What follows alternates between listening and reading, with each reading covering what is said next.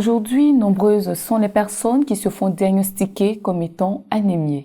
L'anémie est un mal certes silencieux mais qui peut s'avérer mortel si l'on y prend garde. Elle touche à la fois les enfants et les adultes si bien qu'elle est devenue un problème de santé publique. Bienvenue docteur. Merci madame. Alors vous qui êtes notre consultant permanent, qu'est-ce que l'anémie? L'anémie est le fait d'avoir un taux d'hémoglobine inférieur à la normale. L'hémoglobine, c'est cette protéine-là qui se trouve dans les globules rouges du sang, qui donne la couleur rouge au sang et qui aide à transporter l'oxygène jusque dans les tissus. Donc, comme vous l'avez si bien dit dans l'introduction, l'anémie ou les anémies, comme certains les appellent, sont un véritable problème de santé puisque un quart de la population mondiale en est affectée. Donc ça veut dire qu'une personne sur 4 dans le monde est anémie ou souffre d'anémie. Donc c'est un véritable problème. Alors tout à l'heure vous disiez l'anémie ou les anémies, ce qui veut dire qu'il y a plusieurs types d'anémie. Tout à fait. Alors quelles sont ces différentes formes d'anémie? Donc, on va dire il y a des anémies par défaut de production, il y a des anémies par perte. Voilà les deux grands groupes. On perd du sang, comment? Peut-être une hémorragie. Vous avez été blessé, vous avez saigné, ou victime d'un accident, vous avez beaucoup saigné sur le lieu d'accident, vous devenez anémié. Ou alors, comme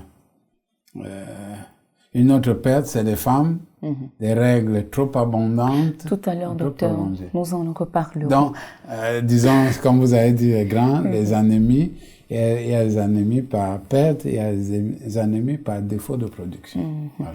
Alors, qu'est-ce qui peut causer l'anémie? Voilà, comme je le disais tantôt, on avait déjà touché un peu à cette question. Il y a des anémies par perte, ça veut dire qu'on perd du sang. L'organisme perd du sang. Comment? L'une des causes les plus fréquentes, et surtout chez les enfants, c'est les parasitoses intestinales. Il y a des vers intestinaux qu'on appelle les ankylostomes qui causent des petites blessures au niveau des intestins, là où ils prélèvent du sang.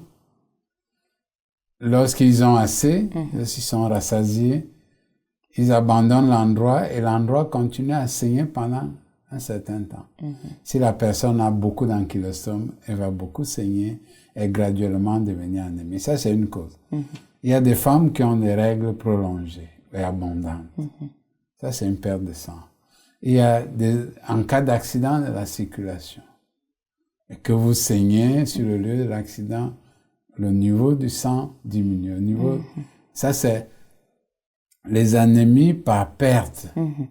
Voilà. Et maintenant, les anémies par défaut de production. Ça veut dire que l'usine qui produit l'hémoglobine et les globules rouges, elle se trouve dans la moelle des os, dans la moelle osseuse. Cette usine-là ne fonctionne pas à son rythme normal. Alors, quelles peuvent être les causes à ce niveau? Ça peut être des carences nutritionnelles, ça veut dire qu'il vous manque certaines choses dans votre alimentation.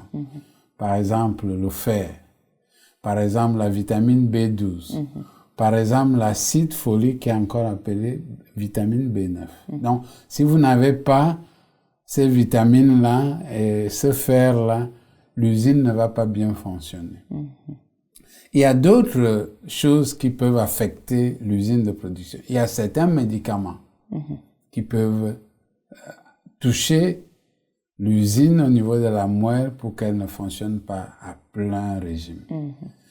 Il y a certaines affections comme le cancer, des maladies inflammatoires.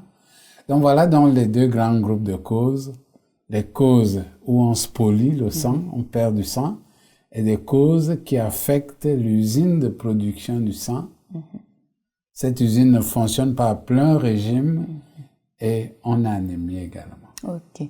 Alors, docteur, qu'en est-il de l'anémie Biemer, si je ne me trompe pas, l'anémie... De Biemer. Voilà, de Biemer, l'anémie hémolytique et tout ça. L'anémie hémolytique, c'est quand les globules rouges sont détruits. C'est ce qui se passe, par exemple, dans le paludisme. C'est ce qui se passe, par exemple, lorsque quelqu'un a été mordu par un serpent. Et que dedans, il y a hémolyse, il y a destruction des globules rouges. L'anémie de Biemer a plutôt rapport avec le manque de vitamine B12. Hein, ça donne une forme d'anémie qui est particulière. Donc, alors, comment se manifeste cette maladie? L'anémie. Bien, les manifestations dépendent de beaucoup de choses. De comment l'anémie s'installe et sa gravité. Par exemple, si quelqu'un est victime d'un accident et qu'il saigne beaucoup, les manifestations seront plus aiguës. Mais lorsque l'anémie s'installe progressivement, parce que quelqu'un perd du sang à cause des vers intestinaux qu'il héberge dans son intestin, les manifestations s'installent progressivement. Mais en général, l'un des premiers signes, c'est que la personne est pâle. Elle est pâle. La personne, on la regarde, elle a pâli. On peut observer cette pâleur au niveau des conjonctives, la conjonctive des yeux. Il suffit d'ouvrir un peu pour regarder. On voit, c'est blanc, complètement blanc. Un ESC peut également le noter au niveau de la paume de la main. Mais les signes proprement parlés, c'est la fatigue. La personne est fatiguée. Ne peut pas travailler. Le cœur bat très vite pour essayer de suppléer au manque d'hémoglobine. Le cœur bat plus vite et la personne a même des palpitations. D'autres signes, ça peut être les maux de tête. La personne a mal à la tête. Les violents maux de tête peuvent être dus à l'anémie. Donc, la personne, vous touchez ses extrémités, ses mains sont toutes froides. Voilà quelques manifestations, n'est-ce pas, de l'anémie. Alors, il y a un autre type d'anémie dont vous n'avez pas parlé ici, l'anémie falciforme. Qu'est-ce que c'est? Oui, l'anémie falciforme, c'est une anémie due à une maladie héréditaire qu'on appelle la drépanocytose. Certains appellent ça vulgairement hématie falciforme. Dans cette maladie, les globules rouges sont déformés. Et ils sont détruits à un rythme plus accéléré. Et la personne devient anémiée à cause de son défaut héréditaire. C'est ça que vous appelez anémie falciforme. Alors, ces différents types d'anémie ont tous les mêmes symptômes ou cela varie d'un type à un autre type? Oui, quand on n'a pas assez d'hémoglobine, la manifestation, c'est celle qu'on a dite là. C'est-à-dire qu'on est fatigué, le cœur bat, ainsi de suite. Mais dans, par exemple, l'anémie falciforme, en dehors de la fatigue là, on peut éprouver des douleurs. Et ces douleurs-là sont dues au fait que les globules rouges déformés n'arrivent pas à passer dans les vaisseaux sanguins les plus petits, qu'on appelle les capillaires. Donc ça se bloque et ça cause des douleurs. Mais en général, les manifestations de l'anémie sont telles que nous les avons évoquées. Comme on n'a pas assez d'hémoglobine, on est essoufflé, on est fatigué, on a des mains froides, le cœur bat rapidement, ainsi de suite. Alors, comme je l'ai dit tantôt dans l'introduction, l'anémie touche presque toutes les personnes, enfants, jeunes, vieux. Mais ici, ce qui attire un peu mon attention, c'est le cas des enfants. Ils sont, les enfants sont quand même des personnes assez vulnérables et je voudrais savoir ce qui cause la mortalité, voilà, l'anémie chez les enfants. Et un peu plus voir la mortalité. Ok. Chez l'enfant, il y a plusieurs choses qui se mettent ensemble. Souvent, il y a des carences, il y a des problèmes nutritionnels. Il y a des problèmes nutritionnels et sur ce terrain fragile, il peut y avoir des parasitoses qui prennent une partie du sang. Il y a le paludisme qui détruit les globules rouges du sang et enfonce l'enfant dans l'anémie. Dans ces cas-là, vraiment, ça peut être un problème de vie ou de mort. Et comme vous l'avez si bien évoqué, chez les enfants, plusieurs décèdent d'anémie grave. J'aimerais aussi m'attarder sur le cas des femmes enceintes. Qu'est-ce qui peut bien causer l'anémie chez les femmes enceintes? Oui. Chez la femme enceinte, la première chose, c'est que les besoins en acide folique, la vitamine B9 dont j'ai parlé chez la femme enceinte, sont accrus. Ces besoins augmentent de près de 30%. Donc ça veut dire que, en fait, la plupart des femmes enceintes sont anémiées. Ça, c'est le problème. Ces besoins. Et dans notre contexte également, on regarde, on surveille le fer. Et beaucoup n'ont pas suffisamment de fer aussi. C'est pour ça que dans la plupart de nos pays, en Afrique ici, quand une femme enceinte, on la met systématiquement sous fer plus acide folique depuis le début de la grossesse jusqu'à la période d'allaitement. Parce qu'elles sont vulnérables. Bon, d'autres ont ajouté le fait que la femme enceinte, son corps retient beaucoup d'eau. Ça crée une sorte de dilution du sang. C'est-à-dire que le sang qu'elle avait, avec la rétention d'eau, est un peu dilué et ça crée une anémie relative.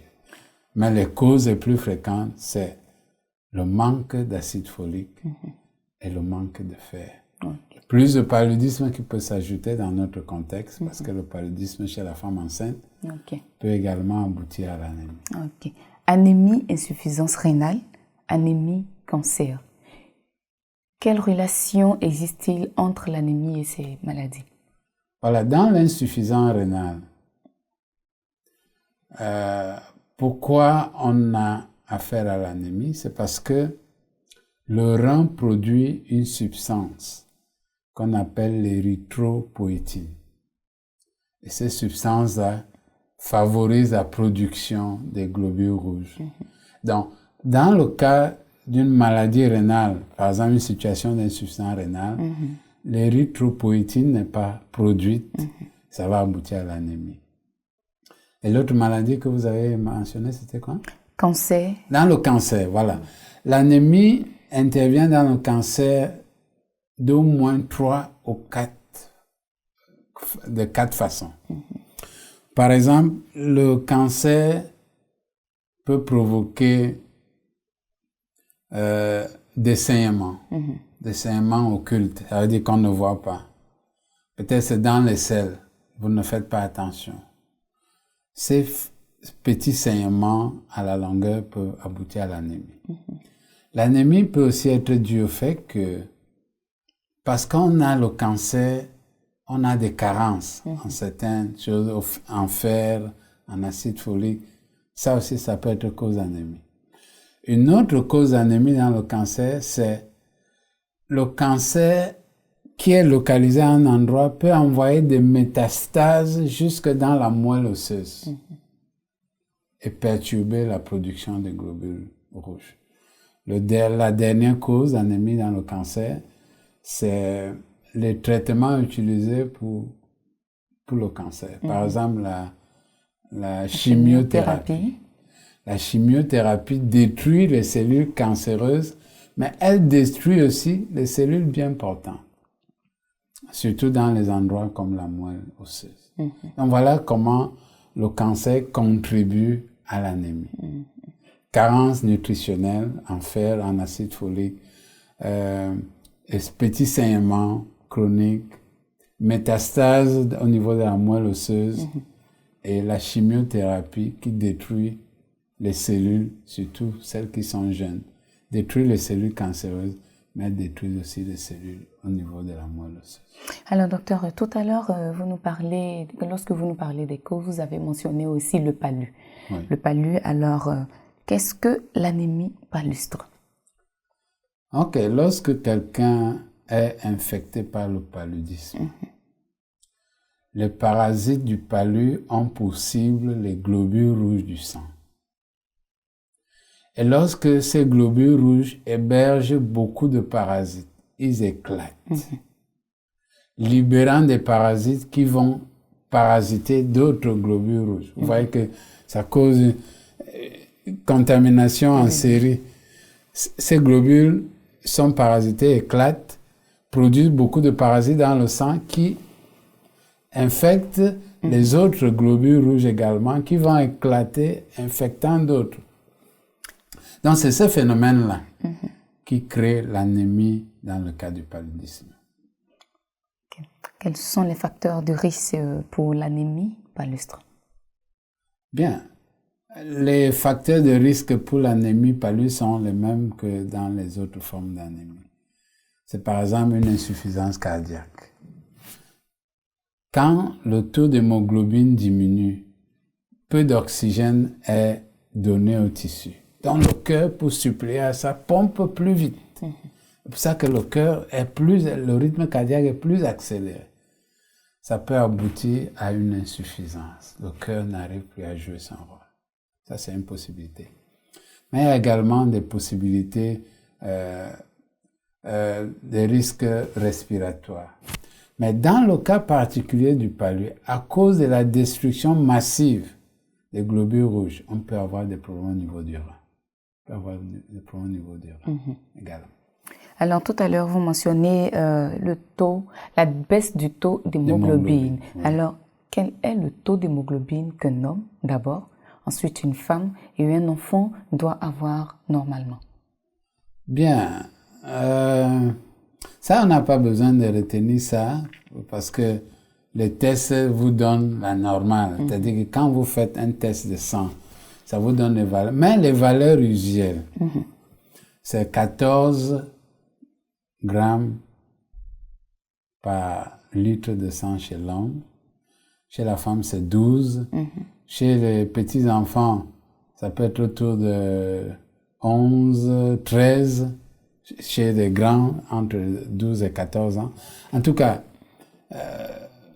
lorsqu'on fait l'examen, la machine qui fait l'examen de sang vous donne vos valeurs, ce que vous obtenez, et à côté met les valeurs normales, de manière à ce que vous pouvez comparer là où vous êtes par rapport à la normale.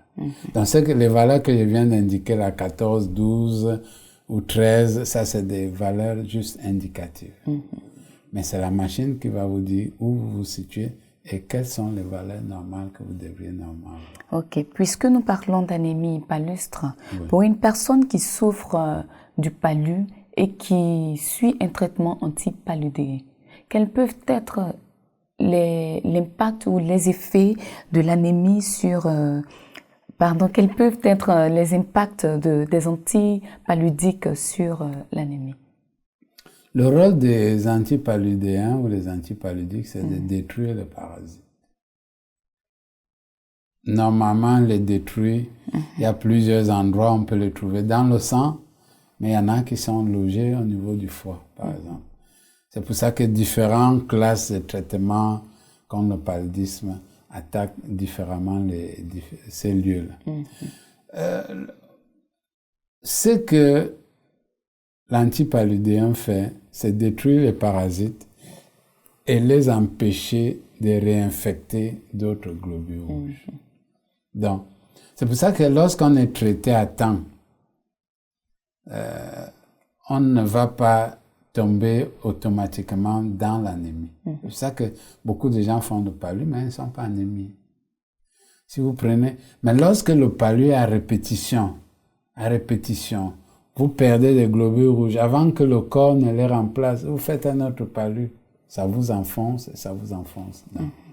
Alors, quelles sont les conséquences de l'anémie chez un individu? Bon, on peut en mourir. Ça, c'est la conséquence la plus grave. On peut en mourir et beaucoup d'enfants meurent à cause de l'anémie. Comme je l'ai dit tantôt dans une question, en répondant à une question précédente, on peut avoir des complications au niveau du cœur.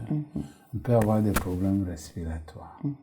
Voilà, ça, c'est des complications majeures en cas d'anémie. Hormis ces complications-là, n'y a-t-il pas d'autres qui existent? Des complications physiques, par exemple?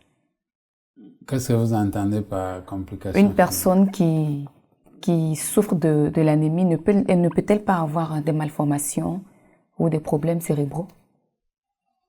Bon. Puisqu'on parle d'un problème de sang. Oui. Voilà, je sais que le cerveau a aussi besoin d'être nourri. Besoin d'oxygène, ouais. Maintenant, si on souffre d'un problème de sang, est-ce que cela ne peut pas déranger oui, mais le cerveau? Là, c'est à des niveaux d'anémie très graves. À des niveaux très graves. Là, le cerveau est vraiment touché. Mais ce qui se passe dans les autres formes modérées, moins sévères, simples, le corps fait en sorte que les organes les plus nobles reçoivent leur approvisionnement normal de sang. C'est pour ça que, par exemple, vous aurez les extrémités froides. Mais dans les formes graves, oui, vous avez parfaitement raison, le cerveau sera affecté. Ok. Alors, comme tout mal, d'ailleurs, je suppose qu'il y a des traitements adéquats pour pallier à ce problème-là. Oui, pour ce qui concerne l'anémie, il n'y a pas un traitement, il y a des traitements. Le traitement dépend de la cause. C'est pour ça que lorsque le médecin interprète les résultats ou qu'il demande des examens, c'est pour mettre le doigt sur la cause. Si c'est un problème de carence nutritionnelle, on apporte l'élément qui manque. Ça veut dire quoi? Si vous manquez d'acide folique, on vous prescrit l'acide folique. Si c'est le fer, on vous prescrit le fer. Maintenant, si c'est un médicament qui perturbe le fonctionnement de la moelle osseuse, il faut l'arrêter. Il faut arrêter ce traitement pour permettre à la moelle osseuse de reprendre. Mais s'il s'agit d'une anémie déjà à un stade trop avancé, la transfusion sanguine est la solution pour sauver la vie dans l'immédiat. Si l'anémie est due à un mauvais fonctionnement du rein, à l'absence d'érythropoïétine, on peut vous l'injecter, l'érythropoïétine, pour solution. Vous voyez, dans chaque cas, la solution, le traitement est adapté à la cause. Donc, il n'y a pas une solution unique qui résout tous les problèmes d'anémie. Chaque anémie a sa cause et sa solution. Ok. Transfusion sanguine, facteur de stimulation des colonies. De quoi s'agit-il concrètement? Oui, vous savez que dans la moelle osseuse, il y a des cellules souches qui non seulement vont donner les globules rouges, mais qui donnent également les globules blancs et d'autres phénomènes et d'autres lignées. Bon, certains pensent qu'en donnant du sang, ça permet de relancer. Parce que même dans la moelle osseuse, il y a du sang qui doit arriver pour apporter tout ce dont le corps a besoin. Et tout à l'heure, dans le traitement, j'ai oublié de mentionner qu'il y a certaines formes graves d'anémie qui sont dues au fait que la moelle osseuse n'en produit plus. Dans ce cas-là, on doit vous faire une transplantation de moelle osseuse. Ça veut dire qu'on prélève la moelle chez une autre personne et on l'introduit à nouveau à l'intérieur de l'os chez la personne qui en souffre. Ok. Alors, nous sommes pratiquement au thème de notre émission, docteur. Mais avant de conclure, vous avez parlé de la relation qui existe entre la drépanocytose et l'anémie. Alors, dans quel cas est-ce que l'anémie pourrait provoquer la drépanocytose ou vice-versa? C'est la drépanocytose qui est cause d'anémie. L'anémie ne provoque pas la drépanocytose. Comme je l'ai dit, la drépanocytose est une maladie héréditaire qui affecte surtout les Noirs, les sujets d'origine africaine ou les Noirs de Guyane et d'ailleurs. C'est une maladie qui affecte, c'est un défaut génétique. Et c'est pour ça que, parce que c'est un problème de santé assez grave. C'est pour ça que généralement nous conseillons aux jeunes qui envisagent de se marier, bien sûr, de faire le test de l'électrophorèse de l'hémoglobine qui va leur montrer, parce qu'il y a des gens qui sont porteurs, mais qui n'ont pas la drépanocytose. Ils sont porteurs. Et si cette personne épouse une autre personne qui est également porteuse, les deux, théoriquement, peuvent faire des enfants drépanocytaires qui, généralement, qu'on appelle SS. La forme grave? Oui, la forme grave. Je vous assure, un enfant drépanocytaire, c'est une souffrance pour ses parents. Depuis la petite enfance jusqu'à un âge très avancé.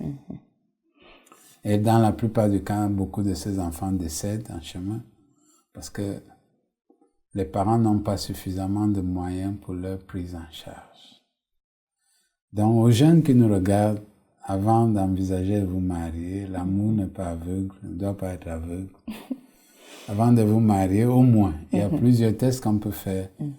Mais surtout chez nous en Afrique, faites le test pour voir si vous n'avez pas un trait de la drépanocytose dans votre sang.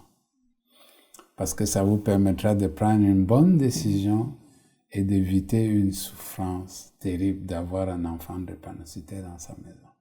Et si vous en avez 1, 2 ou 3, c'est le ciel qui vous tombe sur la tête. Alors, docteur, vous m'avez déjà emboîté le pas. Quels sont les conseils pratiques que vous pouvez donner à tous ceux qui nous suivent maintenant afin de préserver leur santé? Bien, surtout parlant d'anémie. Voilà, le sang est un liquide précieux. Et quand vous lisez la Bible, qui est la parole de Dieu, elle nous dit qu'il y a la vie dans le sang. Il y a de la vie dans le sang. Et tout ce que nous pouvons faire pour préserver, pour garder le sang que nous avons est salutaire. C'est pour ça que nous devons nous alimenter correctement, de temps en temps déparasiter les enfants. Bon, il y a des choses qu'on peut éviter. Même le cancer n'est pas quelque chose, une condamnation. On peut, grâce à un style de vie sain, on peut éviter un certain nombre de cancers, éviter de tomber dans des problèmes, n'est-ce pas, comme le cancer qui peut entraîner l'anémie. Le paludisme, dormez sur une moustiquaire, protégez-vous. Il y a plusieurs moyens de protection. Ça vous évitera d'avoir des anémies liées au paludisme. L'insuffisance rénale, l'une des causes majeures, c'est la consommation des médicaments de la rue. N'achetez pas vos médicaments n'importe où. Ne consommez pas n'importe quel médicament. Parce que des gens, justement, certaines personnes souffrent d'insuffisance rénale tout simplement pour avoir consommé un médicament périmé. Un médicament gâté, comme on le dit. Donc, notre santé est suffisamment importante qu'il ne faut pas la négliger. Il faut en prendre soin. Et alors, on évitera tous ces problèmes-là. Alors, merci beaucoup, docteur, pour toutes ces précisions. Et merci aussi à vous qui nous suivez. Nous sommes déjà au thème de cette émission. Nous vous souhaitons de passer une bonne suite de programme.